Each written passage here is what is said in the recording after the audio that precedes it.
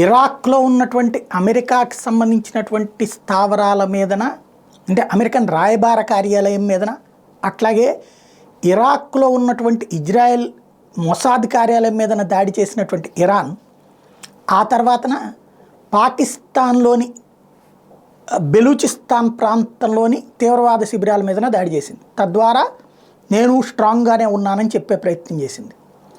కాకపోతే Iran strongness తన దేశంలోనే తీవ్ర వ్యతిరేకతలు ప్రభుత్వం మీద, ప్లస్ తీవ్రవాద సంస్థలు నమ్ముకోవడం తప్పించి ఒరిజినాలిటీ చచ్చిపోయింది. ఇవాళ అకస్మాత్తుగా ఇరాన్లో బాంబు పేలుళ్లు సంభవించినాయి. అది కూడా ఆయుధాలు నిల్వ ఉండేటటువంటి ప్రాంతంలో, ఇంతకుముందు అణ్వాయుధాలని తయారు చేసే ప్రాంతంలో పేలుళ్లు సంభవించినాయి. తుడిచిపెట్టుకుపోయింది ఆ ప్రాంతం అంతా, ఒక పోర్టు ధ్వంసమైపోయింది. ఇప్పుడు తాజాగా జరిగిన పేలుళ్ళు ఇరాన్ని వణికిస్తున్నాయి.